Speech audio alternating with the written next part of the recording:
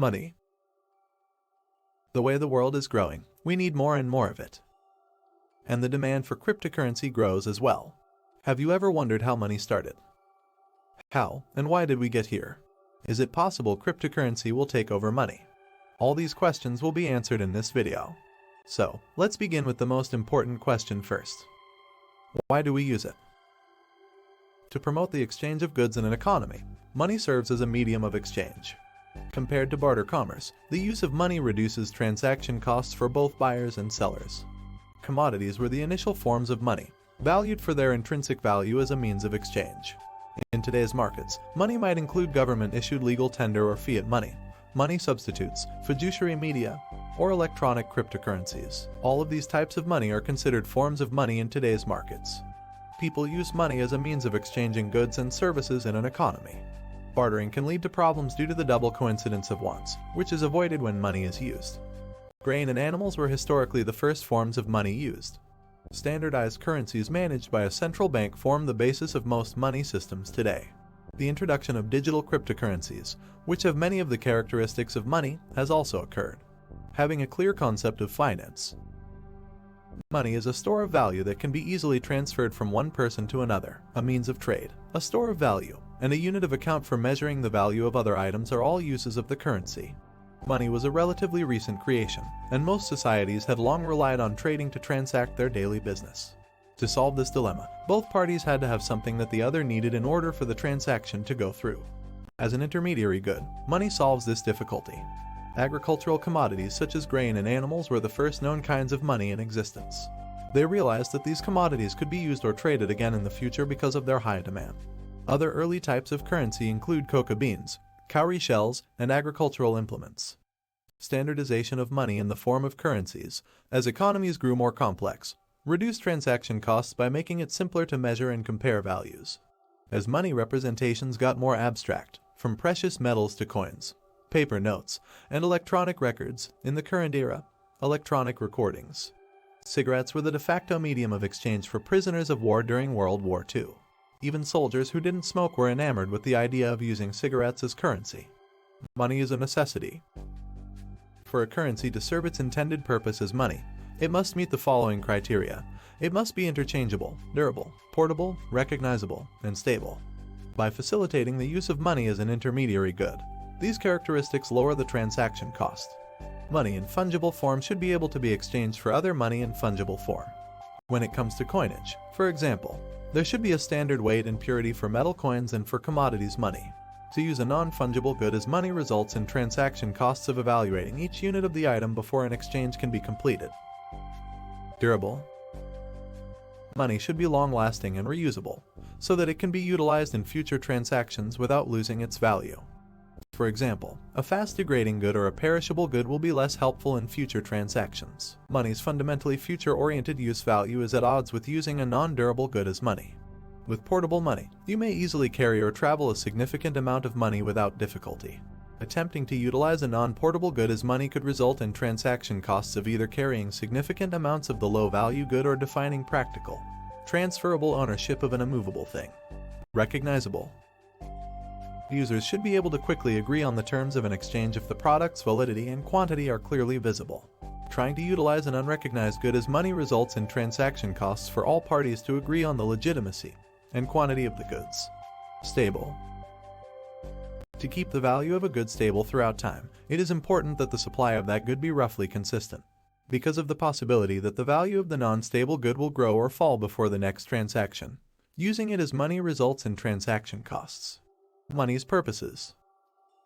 Money serves largely as a medium of exchange for the transfer of value. In addition to its primary role as a medium of exchange, it serves a variety of other purposes. The monetary unit of measurement for all financial transactions. Money can be used to keep track of the money gained or lost in multiple transactions and to compare the money values of various combinations of different quantities of different goods and services because it is used as a medium of exchange for both buying and selling. Also, it is used to assign prices to all kinds of other goods and services.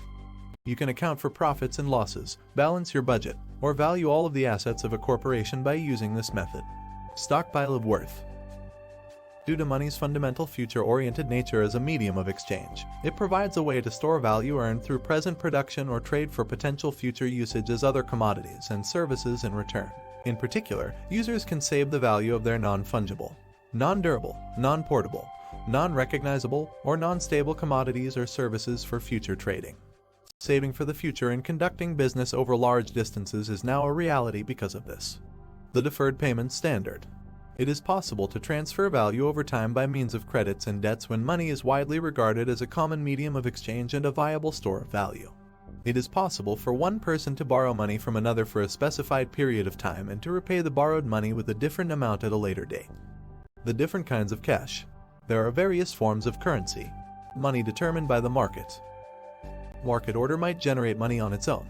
A trader's convenience is determined by the 5 criteria stated above as he or she negotiates for various items. These products may eventually be more sought after as a means of exchange than as something that can really be used. In the future, people may desire a product only for the sake of reselling. Because precious metals like gold and silver were highly desired in many different civilizations and societies, they were commonly utilized as market-determined money. Non-perishable products like cigarettes and quick noodles are now common money substitutes for those living in paperless economies. Currencies minted by the government. Government entities may begin to regulate a currency after it becomes broadly recognized throughout an economy. To further cut transaction costs, they may start producing standardized coins or notes. If the government declares a particular currency to be legal tender, courts and government agencies are required to accept it as payment in full. $26 trillion. Money supply in the United States is measured by M1. The government can reap the benefits of seigniorage, the gap between the currency's face value and the cost of generating it, by issuing money. When printing a $100 bill, the government will make a profit of $90 if the cost of printing is merely $10. The use of seigniorage by governments can debase their currency unintentionally. Fictitious money. There are many countries that have taken things a step further by producing fiat currency that does not represent any kind of commodity. Fiat money, on the other hand, is based only on the strength of the government that issued it, and its worth comes from the fact that it must be used to pay taxes. Fiat money gives the government issuing it the ability to manipulate the money supply to achieve economic goals. The issuing government must, however, ensure that fiat currency fits the 5 characteristics of money listed above, despite the fact that it does not represent a real commodity. The World Bank and the IMF keep a close eye on the world's currency exchange rates. Capital controls and pegs can be used by governments to stabilize their currency on the global market. Fiduciary and money substitute media. The exchange of written assertions of debt that can be redeemed later helps merchants and dealers carry less currency. Using these statements in place of actual currency can give them some of the characteristics of money. When depositors placed money in an ancient bank, they were given a bill of exchange, which stated the amount and the terms of repayment. Depositors would trade their bills instead of withdrawing money from the bank, allowing the recipient to redeem or exchange them at any time. It is possible to make money more portable and durable, as well as less expensive to store, by utilizing money alternatives. There are, however, additional dangers to be aware of. A process known as fractional reserve banking allows banks to print more money than they can redeem. A bank run may occur if a large number of customers attempt to withdraw their funds at the same time. Fiduciary media, such as paper checks and electronic credit, are examples of modern examples. A variety of money supply measures are kept under close scrutiny in the United States by the Federal Reserve and the Treasury Department. Cryptocurrencies. Bitcoin and other digital currencies that don't exist physically have gained popularity in recent years. These virtual currencies, in contrast to electronic bank records and payment systems, aren't normally issued by a government or other central authority. Coins like Bitcoin and Litecoin have some of the characteristics of money, and they are sometimes used to make online purchases. The use of cryptocurrencies as a speculative investment or a store of value has been limited, but they have gained considerable traction as a kind of currency. As a form of payment, cryptocurrencies are accepted by several governments, including El Salvador's. Defining the differences between hard and soft money. It is money that is based on a valued commodity, such as gold or silver, rather than a fiat currency. Metals like gold and silver have a finite supply and hence are less prone to inflation than paper currency. A skeptical trader may view soft money as more dangerous because there is no guarantee that further notes will not be created. Is there a difference in the money supply between the M1 and M2? Coins, cash, and checking accounts are all included in the M1 money supply. Money in this form is thought to be the most easily movable. Near money, such as savings accounts, money market securities, and other time deposits, are included in M2. Is there money in cryptocurrency? Many of the characteristics of money may be found in cryptocurrency, which is why it is occasionally employed as a means of exchange and transactions. Despite the fact that many governments view Bitcoin as a taxable asset, just a handful regard it as a foreign currency under the law.